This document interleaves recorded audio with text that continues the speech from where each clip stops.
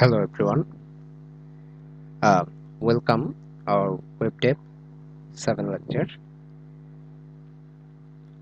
6 নম্বর লেকচারে আমরা এই ডিজাইনটা দেখছিলাম যে কিভাবে আমরা লেআউট ট্যাগগুলো ইউজ করে এবং div ইউজ করে আমরা সম্পূর্ণটা আলাদা আলাদা করে কাজ করতে পারি। তো আজকের আমাদের লেকচারের যে মূল বিষয় ছিল সেটা ছিল হচ্ছে সিএসএস নিয়ে আমরা আজকে কাজ করব এবং সিএসএস নিয়েই সামনে আগাবো। তো সেক্ষেত্রে কিভাবে আমরা কাজ করতে পারি বা কিভাবে সামনে আগাতে পারি আমরা স্টার্ট করব এখন থেকে।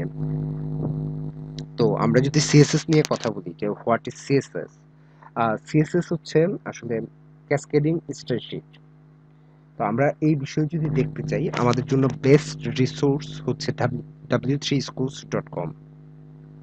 আমরা যদি যাই w3schools.com এ w3schools.com এখান থেকে আমরা যাব learn CSS A.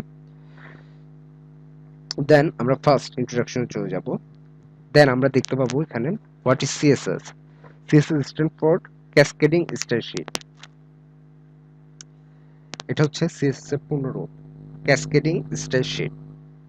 CSS describe how stable elements are to displayed on screen, paper or in other media. তো CSS দিয়ে হচ্ছে আমরা যদি CSS দিয়ে কাজ করি বা CSS কি করে, CSS মূলত হচ্ছে আমাদের স্ক্রিনে আমাদের এলিমেন্ট গুলাকে ডিসপ্লে করে, লাইক শো করে। যেমন আমরা কালার করতে যাচ্ছি, CSS দিয়ে ইজিলি আমরা সেই কাজগুলো করতে পারতেছি।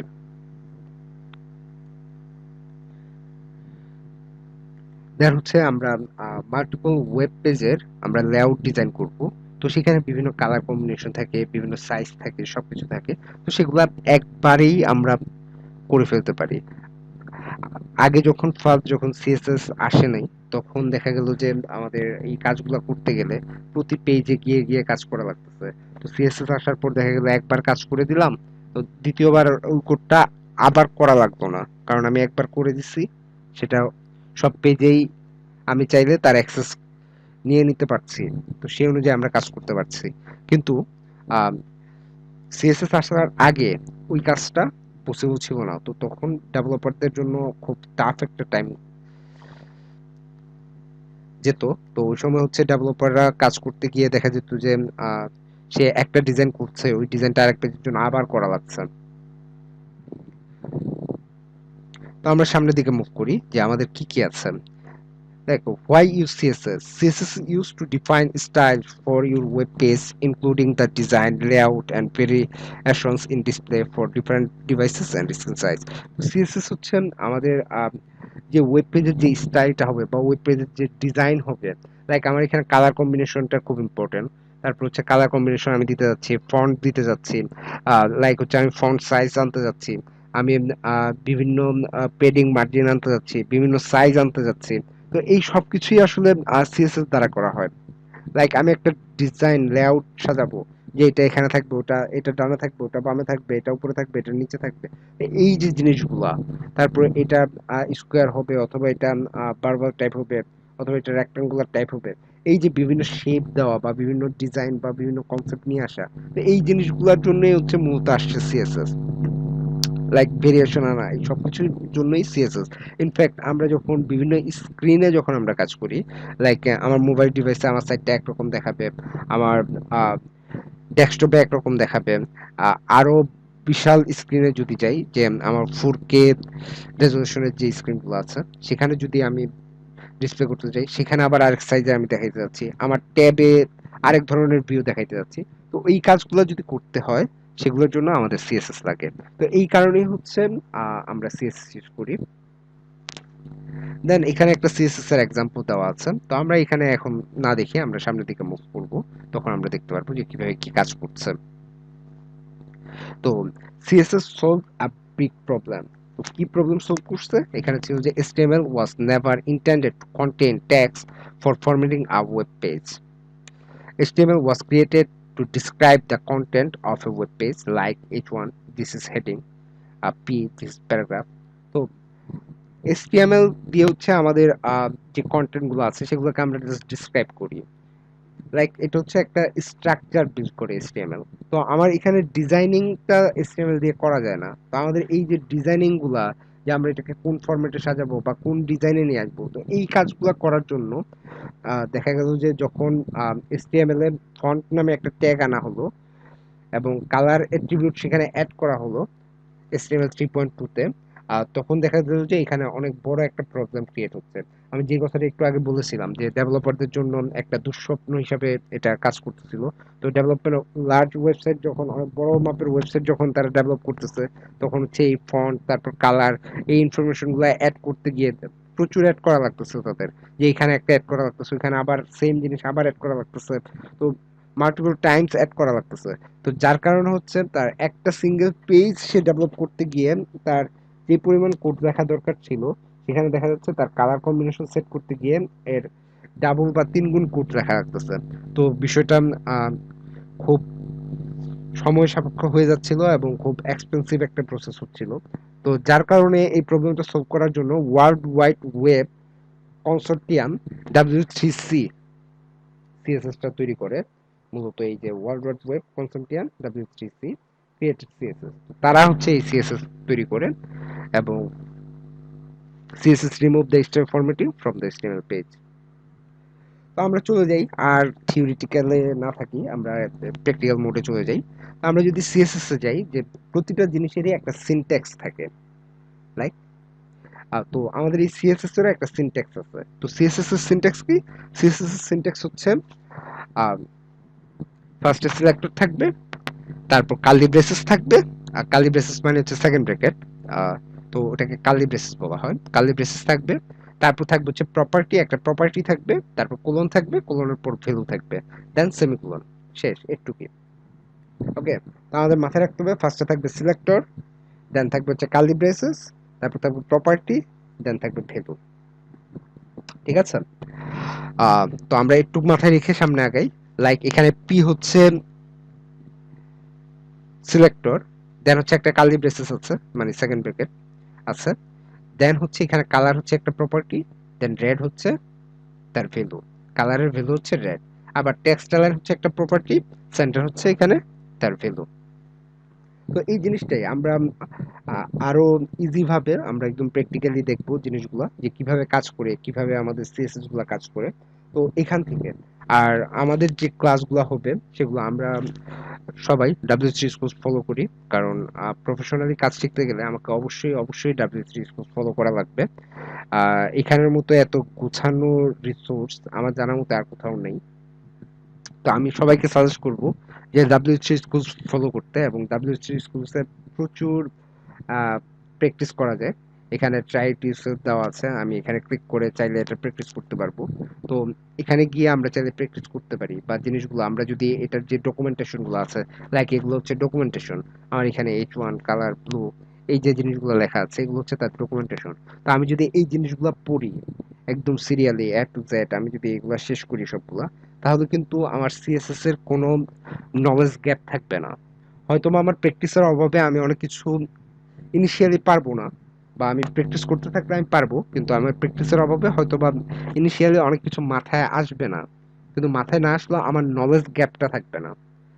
নলেজ গ্যাপ, আমি যখন কাজ করতে যাই, কাজ করতে গিয়ে যদি আমার নলেজ গ্যাপ থাকে, আমি জানিই না যে এই টাইপের কিছু আছে, তখন কিন্তু আমি কাজ করতে পারবো না। কিন্তু আমি যদি জানি যে এই ধরনের কিছু একটা আছে, আমি যদি জানি যে হ্যাঁ ব্যাকগ্রাউন্ড কালার নামে একটা কিছু আছে যেটা দিয়ে আমি ব্যাকগ্রাউন্ড কালার করতে পারি, এটা আমি জানি কিভাবে লিখতে হয় সেটা আমি ভুলে গেছি, তো তখন আমি সেটা W3 স্কুলে এসে দেখে নিতে পারি, অথবা গুগলে গিয়ে সার্চ করে আমি খুঁজে বের করতে পারি।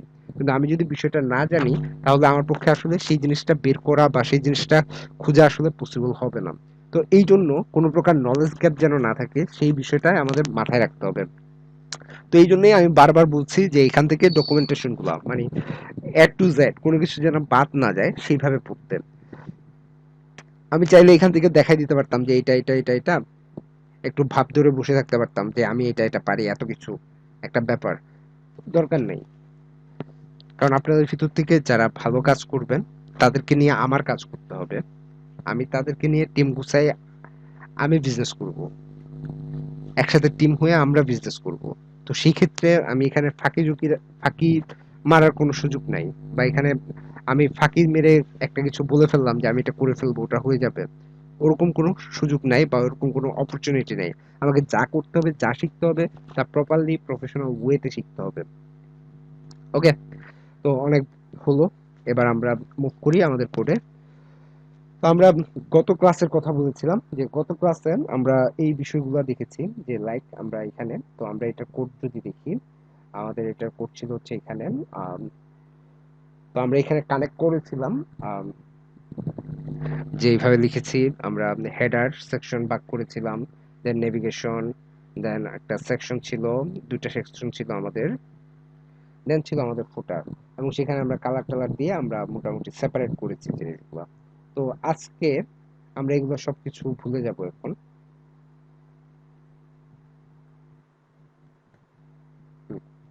জাস্ট আমরা এখানে একটা হেডার সেকশন ক্রিয়েট করব, হেডার। এবার আমরা দেখি এই হেডার সেকশন ক্রিয়েট করার পর এখানে কোনো কাজ হয় কিনা।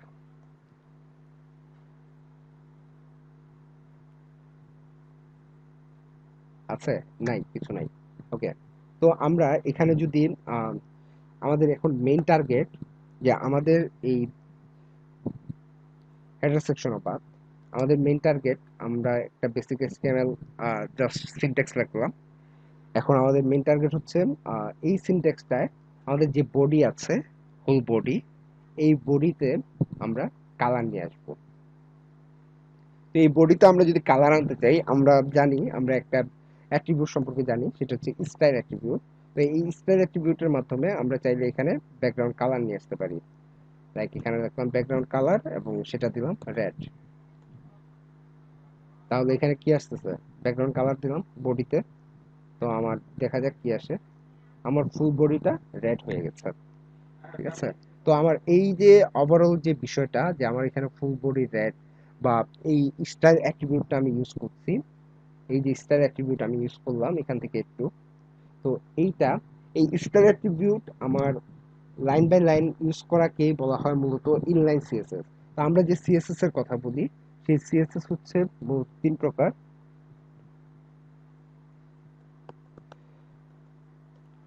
দেয়ার আর থ্রি টাইপস অফ সিএসএস।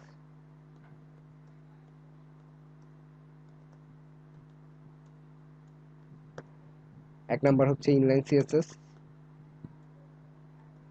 দুই নাম্বার হচ্ছে ইন্টারনাল সিএসএস, আমরা যদি তিন নাম্বার দেখি তাহলে সেটা হবে এক্সটার্নাল সিএসএস, ঠিক আছে। তো আমরা এতদিন যা দেখে আসছি, লাইক এই যে স্টাইল অ্যাট্রিবিউট ইউজ করে যেটা করা হয়, এটাকে বলা হয় মূলত ইনলাইন সিএসএস। তো আমরা ইনলাইন সিএসএস অলরেডি করে আসছি।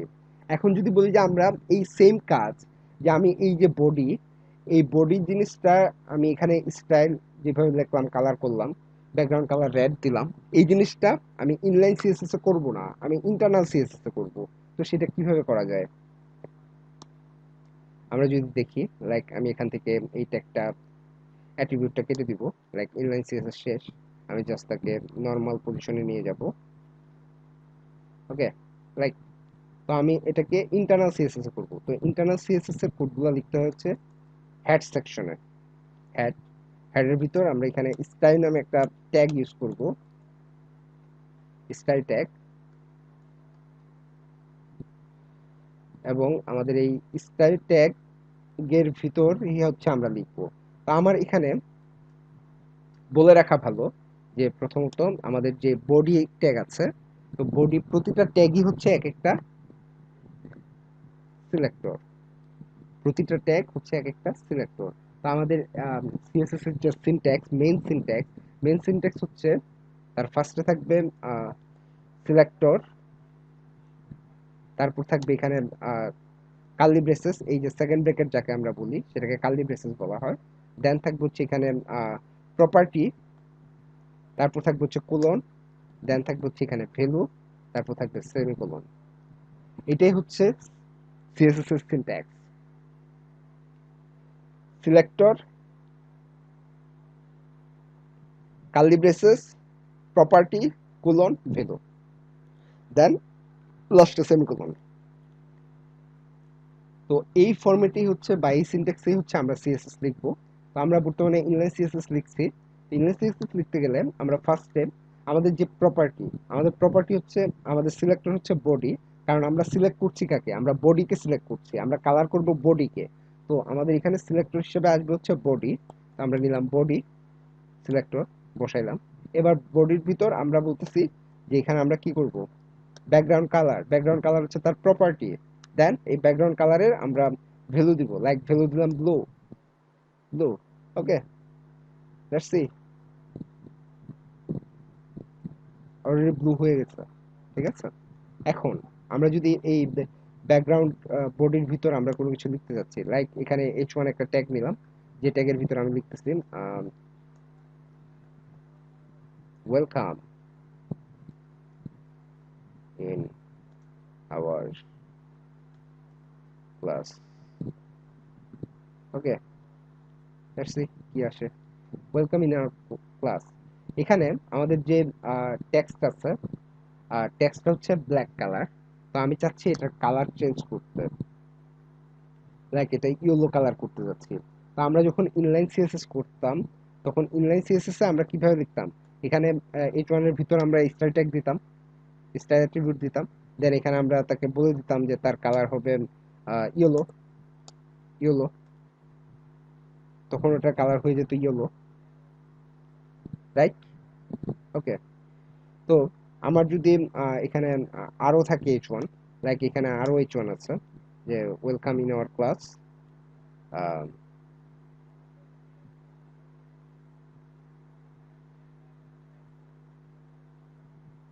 দেন আমরা বলতে যাচ্ছি যে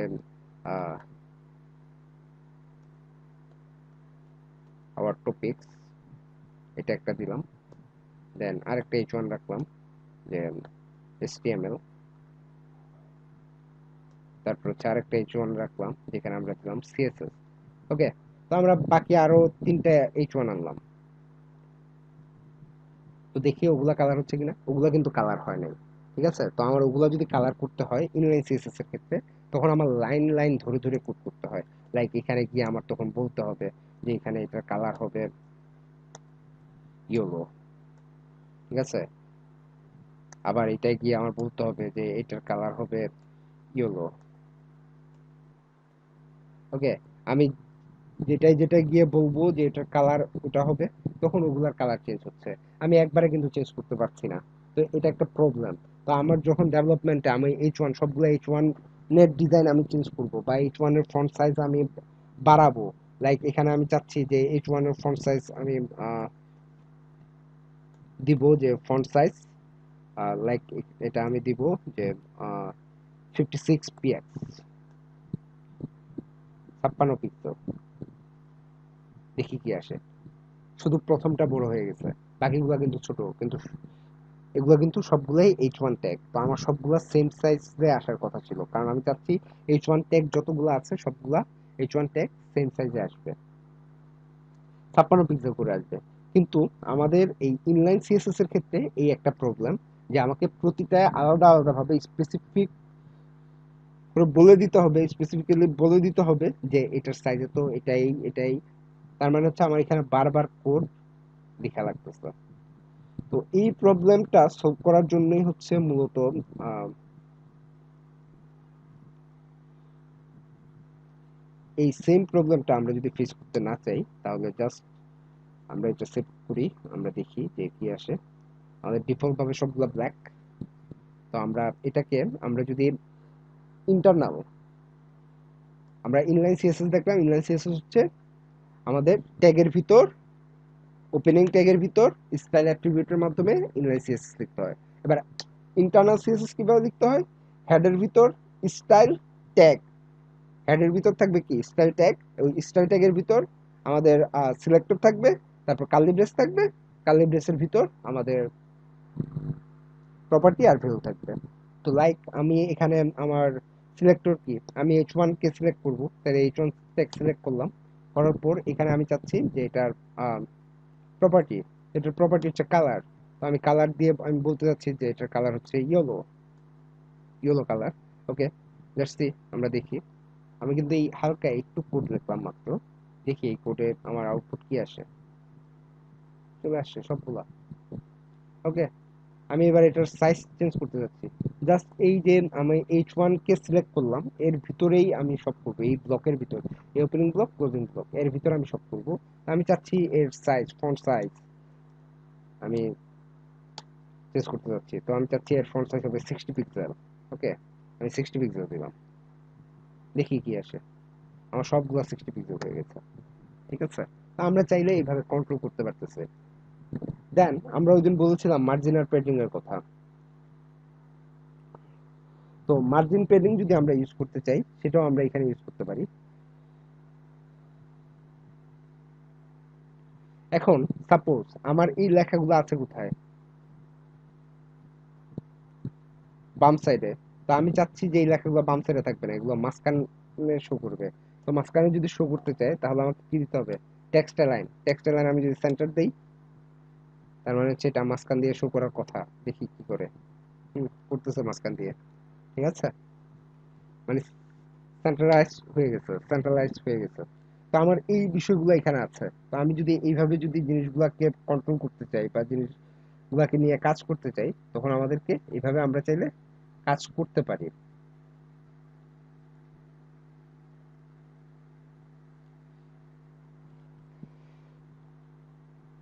তো আমরা কালার দেখলাম।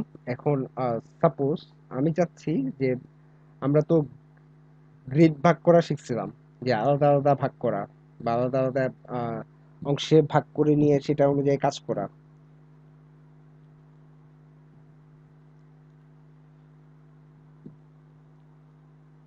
লাইক আমার এখানে আমি ওয়েলকাম একটাই রাখতেছি। দেন আমার এখানে আমাদের একটা পিটেক আছে, তো এখানে আমরা দিলাম লরেন্সন, একটা ডেমো টেক্সট রাখলাম। আমরা দেখি এটা আউটপুট কি আসে। ওকে, তো লরেন্সন এটা একদম কোণা থেকে আসতেছে। ওয়েলকাম ইন আওয়ার ক্লাস, এটা মাঝখানে লরেন্সন এদিকে। তো আমি চাচ্ছি যে আমার এই যে পিটেক আছে, এই পিটেকের সাইজ আমি চেঞ্জ করব। আমি নিলাম, প্রপার্টি নিলাম, নিয়ে আমি এবার এখানে এটার কালারও আমি চেঞ্জ করতে যাচ্ছি। যে এটার কালার আমি দিব, সাপোজ আমি এটার কালার দিতে যাচ্ছি হোয়াইট। হোয়াইট কালার নিলাম। দেন আমি এটার ফন্ট সাইজ চেঞ্জ করতে যাচ্ছি। ফন্ট সাইজ, আমি এটার ফন্ট সাইজ দিতে যাচ্ছি 32 পিক্সেল। এবং আমি এটা টেক্সট লাইন বলে দিতে যাচ্ছি যে এটাও সেন্টারাইজ হবে, সেন্টার হবে টেক্সট লাইন। ওকে, চলে আসছি, চলে আসছে, এটা সেন্টার হয়ে গেছে। এখন আমাদের অনেক সময় আমাদের লেখাগুলোকে জাস্টিফাই করে দিতে হয়। জাস্টিফাই যদি করে দিতে হয়, তখন আমরা এখানে কি লিখবো, জাস্টিফাই। আমরা যদি এখানে জাস্টিফাই লিখে দিই, তখন আমাদের লেখাগুলো জাস্টিফাই হয়ে যাবে। জাস্টিফাই মানে হচ্ছে বই পুস্তকে কত সুন্দর করে লেখা থাকে না, ওটা। ওকে, এই যে কত কিউট করে আসছে। তো এইভাবেই আমরা চাইলে আমাদের জিনিসগুলোকে কন্ট্রোল করতে পারি লাইক সিএসএস দিয়ে। এখন প্রশ্ন আসতে পারে যে আমার এখানে প্যারাগ্রাফ একটা আছে, ভালো কথা। এখন আমি এখানে আরেকটা প্যারাগ্রাফ আছে, আরেকটা প্যারাগ্রাফ আছে। আমি ওই প্যারাগ্রাফও তো এখানে এইভাবে কন্ট্রোল হয়ে গেছে, যেহেতু আমি একবারে করছি। হ্যাঁ, ওই প্যারাগ্রাফও যেহেতু আমি সিলেক্টর দিয়ে করছি, কারণ পি নামে যত ট্যাগ আছে সব ট্যাগই এই ফরম্যাটে চলে আসছে এখন আমি যখন ডিজাইন করছি। তো এই প্রবলেম সলভ করার জন্য আসছে হচ্ছে ক্লাস, ক্লাস এবং আইডি। তো আমি চাচ্ছি যে আমার এই যে পরের যে পিটেক আছে, এই পরের পিটেকটা অন্য কালার হবে।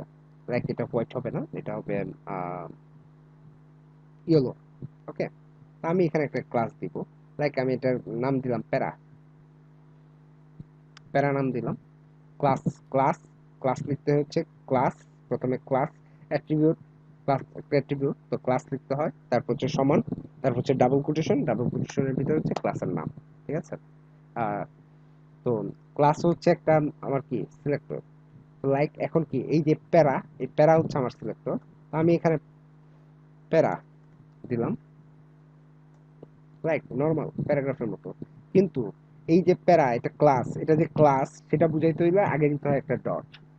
ক্লাস বুঝবো হচ্ছে আমরা আগে ডট দিব, তারপর হচ্ছে ক্লাসের নাম দিব, তারপর কার্লি ব্রেসেস। এটাও অনেকটা কিসের মতো, আমরা যে সিলেক্টর গুলা নিছি, মানে ট্যাগ গুলাকে সিলেক্টর হিসেবে ইউজ করছি সেইভাবে। আর এখানে হচ্ছে আমরা ক্লাসকে সিলেক্টর হিসেবে ইউজ করছি।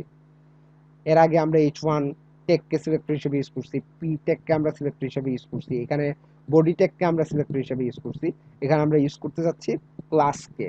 তো ক্লাস যেটা আছে সেই ক্লাসকে আমরা সিলেক্টর হিসেবে ইউজ করতে যাচ্ছি। তো এখানে ক্লাস, তো এটার কালার আমি দিতে যাচ্ছি, যে কালার আমি এটার কালার দিলাম যে ইয়েলো, ইয়েলো দিলাম। দেন এটার ফন্ট সাইজ আমি চেঞ্জ করতে যাচ্ছি, লাইক এটার ফন্ট সাইজ আমি দিব ছোট দিই 20 পিক্সেল। ওকে, দেন এটা টেক্সট লাইন আমি জাস্টিফাই করবো না, এটার টেক্সট লাইন আমি দিব যে সেন্টার। ওকে, গেল। দেন আমি এখানে বলতে যাচ্ছি যে এটার ব্যাকগ্রাউন্ড একটা কালার হবে, শুধু এই প্যারাগ্রাফ অংশটারই একটা ব্যাকগ্রাউন্ড কালার দিব, এবং এই ব্যাকগ্রাউন্ড কালারটা হবে রেড। ঠিক আছে, ওকে, লেটস সি কি করলাম আমি এখানে। এই যে প্যারা, আমার কিন্তু পি ট্যাগের কালার সেম। ওকে, তো আমরা কালারগুলো দেখি, এগুলো সেম সেম ছিল, কিন্তু যখন আমি ক্লাস কল করলাম তখন জিনিসটাকে আমি চেঞ্জ করতে পারলাম। আমি শুধু আলাদা একটা সিঙ্গেল পি ট্যাগকেও আমি ধরে কাজ করতে পারতেছি। ঠিক সেম, আমি যদি এই ক্লাসটা আবার এই পি ট্যাগের ভিতর কল করে দেই, ওই পি ট্যাগে লাগবে না, আমি যদি এই এইচ ওয়ান ট্যাগে কল করি, লাইক আমি এই এইচ ওয়ান ট্যাগে আমি প্যারা ক্লাসটা কল করলাম, লিখে দিলাম, তাহলে কি হবে, তখন হচ্ছে আমার এইচ ওয়ান ট্যাগটাও সেম ফরম্যাটে চলে আসবে।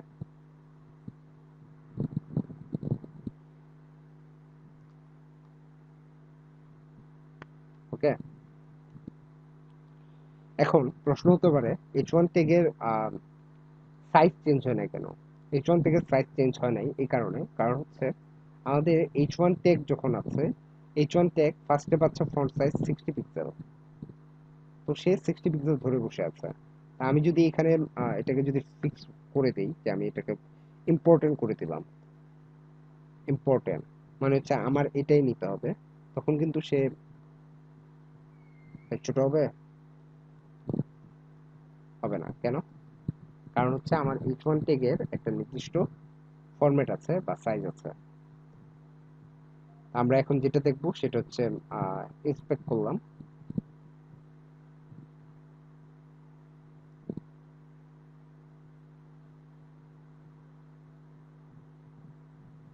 এই যে এইচ ওয়ান ট্যাগ, সে তার এখান থেকে এইচ ওয়ান থেকে সে তার সাইজটা নিয়ে নিছে 60 পিক্সেল, এবং পরে ক্লাস এখানে এই যে ফন্ট, এখানে আরেকটা ব্যাপার আছে যে আমরা এখানে কি ইউজ করছি, ফন্ট, আমরা এখানে কিন্তু সাইজ দেই নাই। ঠিক আছে,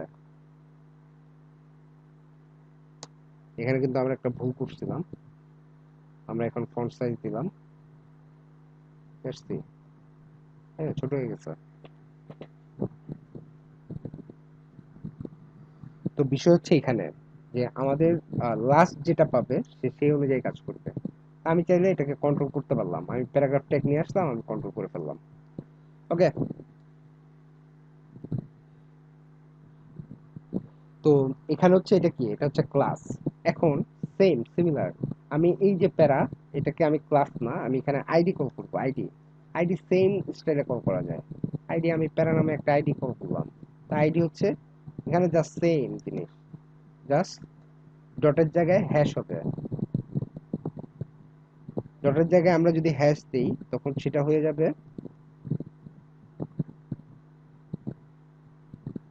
আইডি। এবং আইডির ক্ষেত্রে একটা জিনিস খুব ইম্পর্টেন্ট, সেটা হচ্ছে আইডি ইউনিক হতে হয়, মানে হচ্ছে আমি আইডি ইউনিক লিখবো। এই এখানে আইডি দিলাম প্যারা, এই প্যারা আইডিটা আমি আর কোথাও ইউজ করব না, শুধু এইটার জন্য ফিক্স। ক্লাস এবং আইডি প্রায় সিমিলার কাজ করে, ক্লাস দিয়ে আমি যা কাজ করতে পারবো আইডি দিয়েও প্রায় সিমিলার কাজ, একদম সিমিলার কাজ করতে পারবো, কিন্তু ক্লাস আমি মাল্টিপল ইউজ করতে পারবো, ইউজ করব আইডি, সেম আইডি মাল্টিপল প্লেসে আমরা ইউজ করব না। ওকে, ক্লাস আমরা মাল্টিপল প্লেসে ইউজ করতে পারবো, ইউজ করব, কিন্তু সেম আইডি আমরা মাল্টিপল প্লেসে ইউজ করব না। ওকে, আন্ডারস্ট্যান্ড, কারণ এই আইডি ম্যাক্সিমাম ক্ষেত্রেই আমরা কাজে লাগাই আমাদের যখন জাভাস্ক্রিপ্ট নিয়ে আমরা কোড করব বা বিভিন্ন জায়গায় আমরা ইউনিকনেস বোঝাতে আইডি ইউজ করি, ঠিক আছে, যেটা আলাদা সেটা বোঝাতে। তো এই হচ্ছে মোটামুটি আমাদের ক্লাস আর আইডি। তো আমরা মোটামুটি ক্লাস আইডি দেখলাম। দেন আমরা যদি আসি, আমরা এর আগের ক্লাসে আমরা দেখেছিলাম মার্জিন, পেডিং, ওই বিষয়গুলো। তো আজকে এখন আরেকটু বিষয় দেখি, লাইক আমাদের এই যে ব্যাকগ্রাউন্ড কালারটা, সেটা আমাদের লেখার সাথে প্রায় লেগে গেছে। তা আমি চাচ্ছি যে এটা লেখার সাথে লাগবে না, লেখার কাছ থেকে একটু লেখাটা মানে ব্যাকগ্রাউন্ড থেকে লেখাটা একটু বাইরের দিকে থাকবে। তো লাইক আমি এটার জন্য আমাকে কি করতে হবে, আমি পেডিং নিব, পেডিং নিলাম, লাইক আমি এখানে পেডিং নিলাম আর 20 পিক্সেল। আমি এখানে যদি 20 পিক্সেল পেডিং নিই তাহলে বিষয়টা কি আসে আমরা একটু দেখে নিই। দেখেন, চতুর্দিক থেকে সে 20 পিক্সেল করে জায়গা নিয়ে নিচ্ছে, মানে ভিতরের দিকে চাপায় আনছে লেখাটা, ঠিক আছে, চতুর্পাশ থেকে। আমার এই যে সাইডে যে স্পেস গুলো আছে, আমি চাচ্ছি যে এই জায়গাগুলো আরো বাড়বে। সে বাম দিক থেকে আরো এদিকে চাপায় আসবে, এদিক থেকে আরেকটু এদিকে আসবে, এদিক থেকে আরেকটু এদিকে আসবে। তো সেটার জন্য আমাদেরকে করতে হবে, আমাদেরকে নিতে হবে তখন মার্জিন, মানে ফুল কালার সহ যদি সে সরে আসতে চায়, মানে তার পুরো জায়গা সহ এই ফুল প্যারাগ্রাফটা তো আসবে আসবে তার ব্যাকগ্রাউন্ড কালার সহ সরে আসবে, তখন সেই ক্ষেত্রে আমরা ইউজ করব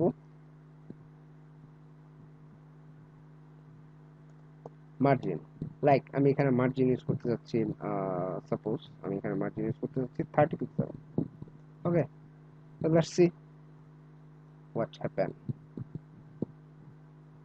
সে চাপায় ফেলছে, ঠিক আছে। এখন প্রশ্ন হচ্ছে আমি এখানে 30 পিক্সেল ইউজ করলাম, আমি এখানে 30 পিক্সেল না, আমি এখানে 7 পিক্সেল ইউজ করব, এটা আরো স্পেসিফিকলি বোঝানোর জন্য। ওকে, এটা উপর থেকে কমাইছে, সাইড থেকে কমাইছে, এদিক থেকে কমাইছে, নিচ থেকেও কমাইছে, যদি আমরা নিচেরটা বুঝতেছি না, ঠিক আছে। তো আমাদের এই যে নিচ থেকে যে সে কমাইছে বা উপর থেকে কমাইছে, তো এই জিনিসটা আমি চাচ্ছি না উপর থেকে সে মার্জিন নেয়, আমি চাচ্ছি সে বাম থেকে নিবে আর ডান থেকে নিবে। তো সেই ক্ষেত্রে আমরা কি করতে পারি, তো সেই ক্ষেত্রে আমাদের কয়েকটা প্রসিডিউর আছে। লাইক আমি সেই ক্ষেত্রে করতে পারি এখানে 0 px ইন্টু, দেন এখানে দিতে পারি 70 px। ওকে, সে 0 px মানে হচ্ছে সে ফার্স্ট যে প্রপার্টি সেটা দিয়ে সে নিবে হচ্ছে আপ এবং বটম, এই দুই জায়গায় সে মার্জিন নিবে হচ্ছে প্রথম অংশটা দিয়ে, আর দ্বিতীয় অংশটা দিয়ে হচ্ছে সে ডানে বামে মার্জিন নিবে। তো এই ক্ষেত্রে আমরা একটু দেখি, আমাদের প্রথম মানে 0 px এটা হচ্ছে তার উপর এবং নিচ, আর এই যে 70 এটা হচ্ছে তার লেফট এবং রাইট। এখন আমি চাচ্ছি যে এটা না, আমি চাচ্ছি যে সে লেফটে নিবে হচ্ছে 10 px, 70 px, 10 px, 70 px। Okay, let's see what happen. কি হলো, কোনো কিছু হয়নি, হয়েছে।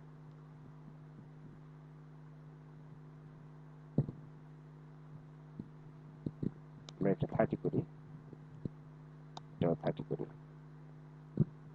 তাহলে ভালো বোঝা যাবে।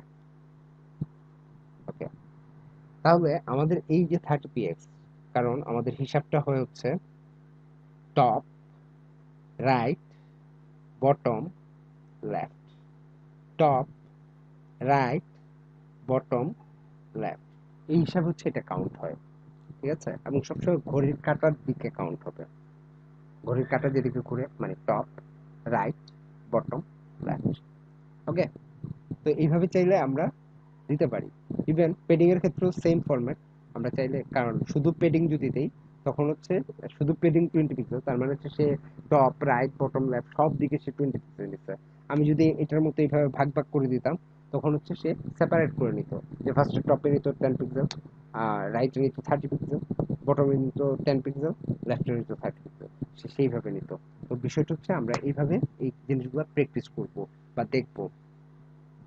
দেন হচ্ছে আমাদের বর্ডারের যে বিষয়টা ছিল, লাইক আমি এখানে বর্ডার দিতে যাচ্ছি, বর্ডার, আমি এখানে বর্ডার দিতে যাচ্ছি যে বর্ডার আছে 2 পিক্সেল, এবং আমি এটা বলতে যাচ্ছি যে এটা হচ্ছে সলিড, আর এটা কালার আমি দিতে যাচ্ছি যে এটা ইয়েলো কালার।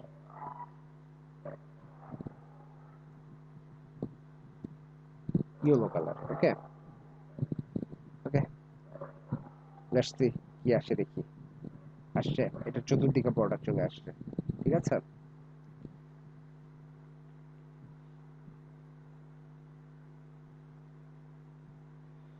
দেন আমরা যদি আরো কিছু বিষয় নিয়ে কাজ করতে চাই, লাইক আমাদের এখানে কালার নিয়ে বা কালার কনসেপ্ট নিয়ে আমরা আরো ইন ডেপথ কাজ করব। তো সেই ক্ষেত্রে আমরা আরেকটু বিষয় সম্পর্কে জানি। তার আগে হচ্ছে আমাদের এই যে বর্ডার বা যে বিষয়গুলো আমরা আনছি, তো বর্ডারের পরের যে জায়গাটা থাকে সেটা হচ্ছে আমাদের আউটলাইন।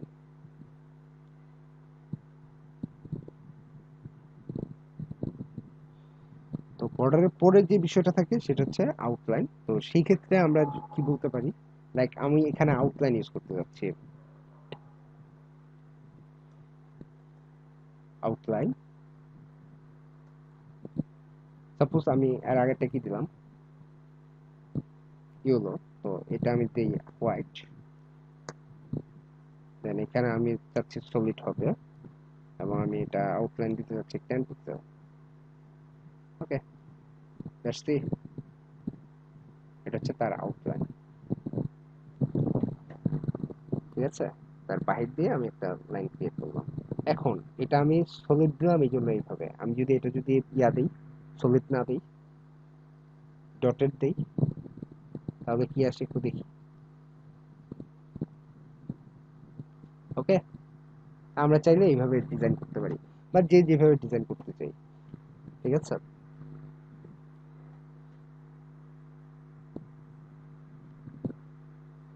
তো আমাদের এখানে যেই বিষয়গুলো আছে, যে আমার এখানে আমাদের আউটলাইনের উইথ কতটুকু হবে, অফসেট কতটুকু হবে, আমরা এই বিষয়গুলো হচ্ছে ডাব্লিউ3 স্কুল থেকে দেখে দেখে, যে এখানে আরো কি কি আছে, লাইক ডটেড আছে, ড্যাশড আছে, সলিড আছে, ডাবল আছে, গ্রোভ আছে, রিচ আছে, ইনসেট আছে, আউটসেট আছে, নান আছে, হাইডেন আছে, মানে আউটলাইন আমি দিব না। ঠিক আছে, নো আউটলাইন, বা আউটলাইনটা আমি হাইড করতে যাচ্ছি।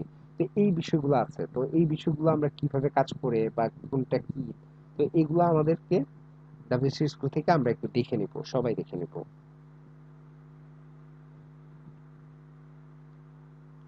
ওকে, তো দেন আমি যে বিষয়টা নিয়ে কথা বলবো বলছিলাম সেটা হচ্ছে কালার। তো কালারের ক্ষেত্রে আমাদেরকে মাথায় রাখতে হবে যে আমরা এখানে যে কালারটা ইউজ করলাম, এই যে কালার রেড, বা এখানে যে ইয়েলো ইউজ করছি, বা আমরা বিভিন্ন কালার ইউজ করছি, হোয়াইট, ব্ল্যাক, এই টাইপের, তো এগুলাকে বলা হয় হচ্ছে আমাদের নর্মাল কালার বা অরিজিনাল কালার। ঠিক আছে, তো কালারের ক্ষেত্রে আমাদের কিছু বিষয় আছে, যেমন কালার নেমিং এর ক্ষেত্রে আমাদের 8 জিবি একটা ফরম্যাট আছে। তারপর হচ্ছে হেক্সা ফরম্যাট আছে একটা। ঠিক আছে, তারপর হচ্ছে এইচএসএল ভ্যালু একটা ফরম্যাট আছে, হিউ, স্যাচুরেশন এবং লাইটনেস এর উপর ভিত্তি করে যেটা তৈরি হয়। তো এই যে যে জিনিসগুলা, বা আমরা যদি 8 জিবির কথা বলি বা এইচএক্স এর কথা বলি, মানে হেক্সা কোড যাকে বলা হয়। ঠিক আছে, তো হেক্সা কোডের ক্ষেত্রে হচ্ছে সেটা কিভাবে কাজ করে, এবং এটা হচ্ছে হেক্সাডেসিমাল কোড নিয়ে কাজ করে, হেক্সা কোডগুলা। তো আমরা ম্যাক্সিমাম টাইমে হেক্সা কোড ইউজ করি। দেন 8 জিবি কালারটা ইউজ করা হয়। তা 8 জিবি মানে হচ্ছে রেড, গ্রিন, ব্লু, এই তিনের সমন্বয় হচ্ছে 8 জিবি। আমরা সেই কালার কনসেপ্ট নিয়ে হচ্ছে আজকে আলোচনা করব আরেকটু। দেন হচ্ছে আমরা আজকের মতো আমাদের ক্লাস শেষ করব এবং কিছু বাড়ির কাজ দিব। দেন মোটামুটি আজকের মতো আমরা লেকচারটা শেষ করব। তো আমরা কালার কনসেপ্ট নিয়ে দেখতে গেলে আমরা ফার্স্টে আমরা ডাব্লিউ3 স্কুলে চলে যাই। ডাব্লিউ3 স্কুলে আমরা সিএসএস সেকশনে যাব। দেন হচ্ছে কালার্স। ওকে, তো এখানে আমাদের তিনটা ফরম্যাট আছে, লাইক 8 জিবি, হেক্স এবং এইচএসএল। আমরা ফার্স্ট 8 জিবি নিয়ে কথা বলি। 8 জিবি হচ্ছে আহ, আমাদের colour specific as an 8 GB value using the formula red, green এবং ব্লু। আমরা 8 জিবি মানে হচ্ছে রেড, গ্রিন অ্যান্ড ব্লু, আমি বলেছিলাম একটু আগে।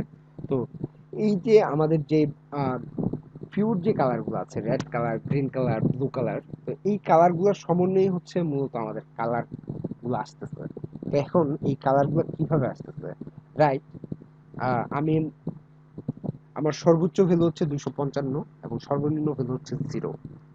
মাথায় রাখতে হবে, সর্বোচ্চ ভ্যালু হচ্ছে 255, সর্বনিম্ন ভ্যালু হচ্ছে 0। তাহলে আমার যদি রেড কালার হতে হয় তাহলে আমার হচ্ছে 8 জিবি, তাহলে হচ্ছে আমার রেড এর ফরম্যাট থাকবে হচ্ছে RGB, তারপর হচ্ছে প্যারেনথেসিস, প্যারেনথেসিস মানে হচ্ছে ফার্স্ট ব্র্যাকেট ভিতর থাকবে হচ্ছে আমার 255, এটা হচ্ছে হাই ভ্যালু মানে রেড হচ্ছে হাই, তারপর কমা, তাহলে সেখানে আমার কি হবে, গ্রিন 0 হবে এবং ব্লু 0 হবে। তাহলে রেড এর RGB কোড হচ্ছে RGB ফার্স্ট ব্র্যাকেট 255 কমা 0 কমা 0, এটা হচ্ছে রেড এর ফরম্যাট।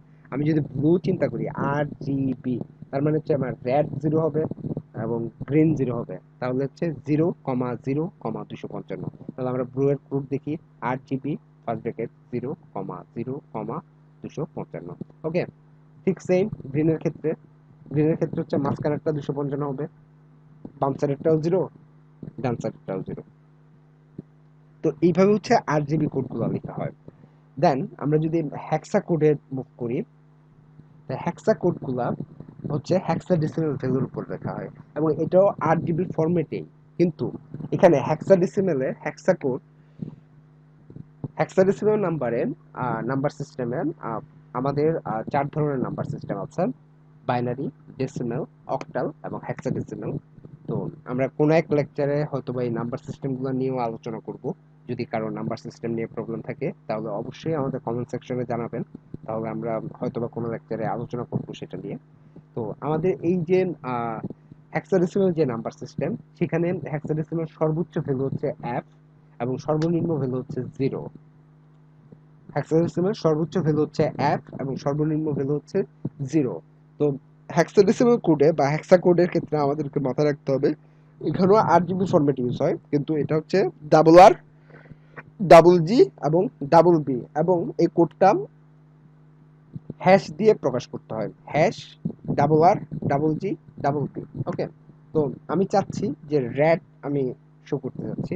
তো রেড শো করতে গেলে আমাকে ফার্স্টেই মাথায় রাখতে হবে যে আমার R মানে হচ্ছে আমার রেড সেকশনটা আমার হাই হবে আর গ্রিন আর ব্লু আমার লো হবে।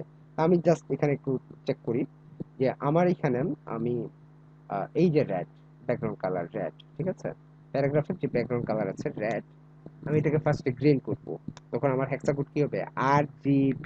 ওকে, তা RGB আর হবে, তার হবে যে গ্রিন করতে গেলে 00 লো ভ্যালু, আর রেড লো ভ্যালু, বা গ্রিন মানে RG জি হলো হচ্ছে কি দুইটা মানে হাই ভ্যালু, দুইটা হাই ভ্যালু দিতে হবে।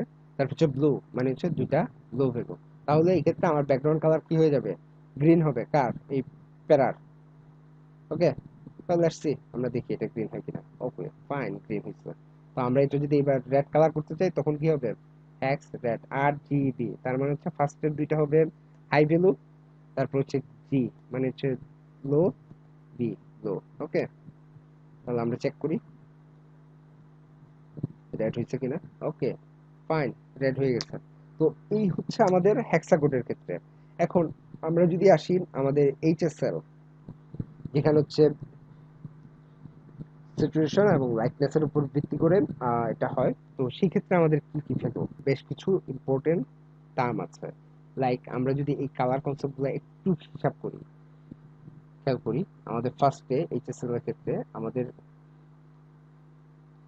কি আছে 0, আর এটা স্যাচুরেশন, এর স্যাচুরেশন আমাদের সেট করতে হবে 100%, এবং এর লাইটনেস আমরা যদি 50% লাইটনেস দেই তখন এটা হচ্ছে রেড।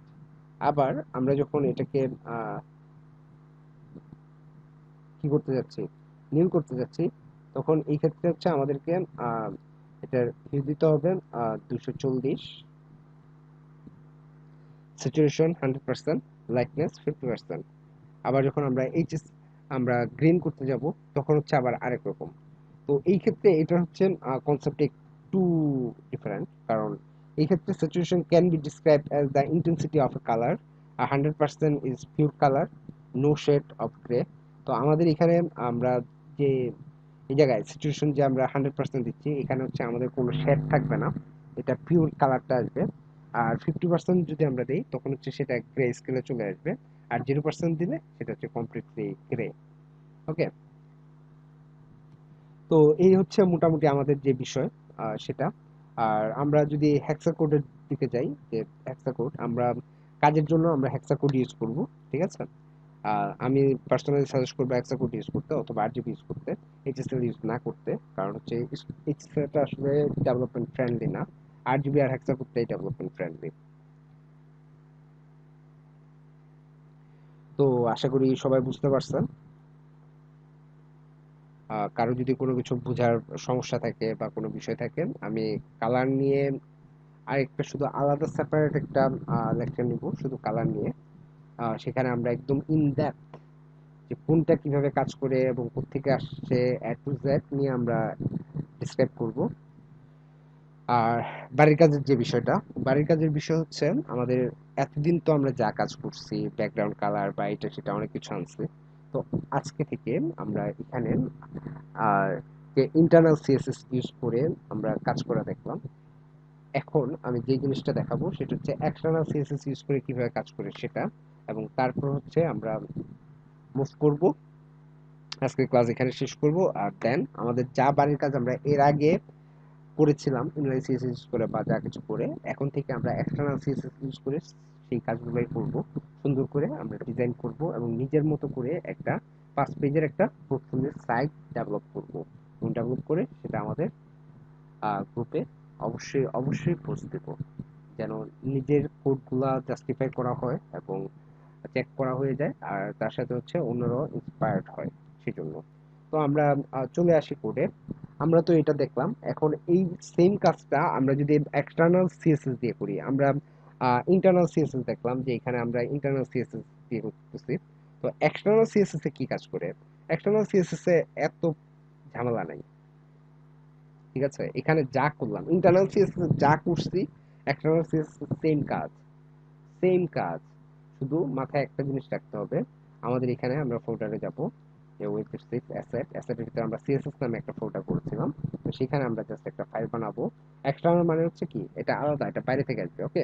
তো আমরা এখানে এটা একটা নাম দিলাম স্টাইল, ওকে? দেন এটা হচ্ছে টাইপ হচ্ছে dot CSS, style dot CSS, আমরা এই নামে এটাকে লিখবো, স্টাইল ডট সিএসএস আমরা দিলাম, নাম দিলাম একটা, ওকে? আপনারা চাইলে মেইন ডট সিএসএস দিতে পারেন, ওকে? তবে প্রফেশনালি স্টাইল ডট সিএসএস দেওয়া হয়, আর রেসপন্সিভের জন্য রেসপন্সিভ ডট সিএসএস দেওয়া হয়। আমরা জাস্ট এই কোডটাই আমাদের এখানে আছে। আমরা কোডটা একটু আবার যোগ করে নিই। আমরা যে সিএসএস যাই, এই যে আমাদের স্টাইল ডট সিএসএস টা আমরা পেয়ে গেছি। এখন কি কাজ করতে হবে? আমাদের এখানে এই যে স্টাইল ট্যাগের ভিতর আমরা যা লিখছি, জাস্ট সিম্পল এই জিনিসগুলো, আমাদের এই স্টাইল ট্যাগটা তখন আর দরকার নাই, এটা আর দরকার নাই। আমরা জাস্ট এই স্টাইল ট্যাগের ভিতর যা যা লিখছিলাম, মানে হচ্ছে আমরা এখানে জাস্ট যা আমাদের সিলেক্টর গুলা বসাইলাম প্রপার্টি, জাস্ট আমাদের সিএসএস কোড গুলা, আর এক্সট্রা কোনো কিছু লাগবে না, কোনো ট্যাগ কোনো কিছু না। আমরা জাস্ট আমাদের সিএসএস কোড গুলো এখানে নিয়ে আসলাম, সেপারেট করে সবকিছু সেট, ওকে? সেভ করলাম। এখন আমরা এটা আউটপুট দেখি, এটা আসবে? কোনো আউটপুট নাই, কেন? আউটপুট হচ্ছে জাস্ট এইচটিএমএল কোড গুলো আসছে, সিএসএস কানেক্ট হয় নাই। তো সিএসএস তো আমার কানেক্ট করতে হবে, কারণ এটা হচ্ছে এক্সটার্নাল ফাইল, স্ট্যান্ডার্ড সিএসএস নামে একটা ফাইল আমি রাখছি। তো ওটা তো আমার এইচটিএমএল জানে না, আমার এই এইচটিএমএল পেজের সাথে কানেক্ট করতে হবে। সেই কানেক্টটা কোথায় করে? সেই কানেক্টটা করে হচ্ছে এই হেড সেকশনে, হেডের ভিতর। তো হেডের ভিতর কিভাবে কানেক্ট করতে হয় আমরা কানেক্ট করব? কানেক্ট করতে হয় হচ্ছে লিঙ্ক ট্যাগের মাধ্যমে। লিঙ্ক, লিঙ্ক হচ্ছে একটা ওপেন ট্যাগ, এবং এই লিঙ্ক ট্যাগের মাধ্যমে লিঙ্কের ভিতর আরইএল মানে রিলেশন, রিলেশন হচ্ছে দিতে হয়, রিলেশন নামে একটা অ্যাট্রিবিউট আছে, ওই অ্যাট্রিবিউটের ভ্যালু দিতে হয় হচ্ছে স্টাইল শিট, রিলেশন হচ্ছে স্টাইল শিট, আর দেন হচ্ছে তার এইচরেফ বা হাইপারলিংক রেফারেন্স, তার রেফারেন্সটা আমাদের দিয়ে দিতে হবে। তাহলে সে কোথায় আছে? সে আছে হচ্ছে অ্যাসেট নামে ফোল্ডার, এর ভিতর সিএসএস নামে আরেকটা ফোল্ডার আছে, ওই সিএসএস ফোল্ডার, অ্যাসেট ফোল্ডারের ভিতর সিএসএস, সিএসএস ফোল্ডারের ভিতর স্টাইল ডট সিএসএস নামে যে ফাইল আছে সেইখানে। আমরা আবার যদি একটু খেয়াল করি যে কোথায় আছে এটা, আমাদের এখানে অ্যাসেট নামে একটা ফোল্ডার আছে, আমরা এখানে দেখতে পাচ্ছি অ্যাসেট, এই অ্যাসেট ফোল্ডার দিলাম অ্যাসেট। এবার অ্যাসেট ফোল্ডারের ভিতর চলে গেলাম, যাওয়ার পরে বলতেছে সিএসএস নামে একটা ফোল্ডার, ওকে? আমরা সিএসএস নামে ফোল্ডারে গেলাম, ঢুকলাম অ্যাসেট সিএসএস ঢুকলাম, তারপর বলতেছি স্টাইল ডট সিএসএস, এই যে স্টাইল ডট সিএসএস, এই যে স্টাইল ডট সিএসএস। তো আমরা এটাকে কানেক্ট করে দিলাম, ওকে? লেটস সি, দেন সেভ করলাম। এবার দেখি কি হয়, আমাদের আগের ডিজাইন চলে আসছে। তো এইটাই হচ্ছে আমাদের এক্সটার্নাল সিএসএস।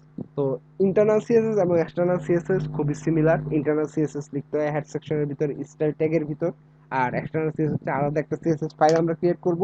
সেই ফাইলের ভিতরে আমাদের সিএসএস কোডগুলো থাকবে। দেন ওটাকে আমরা হেড সেকশনে লিঙ্ক ট্যাগের মাধ্যমে লিঙ্ক আপ করে দিব বা কানেক্ট করে দিব। ঠিক আছে? তো আশা করি ইনলাইন সিএসএস, ইন্টারনাল সিএসএস এবং এক্সটার্নাল সিএসএস, ক্লাস আইডি এই বিষয়গুলো বোঝা গেছে। এবং এগুলো যদি বোঝা যায় তাহলে হচ্ছে আমাদের বাড়ির কাজগুলো প্রপারলি সবাই করব। এবং সেগুলো করে আমরা খুব দ্রুত 1-2 দিনের ভিতরে বাড়ির কাজগুলো আমরা করতে দিব।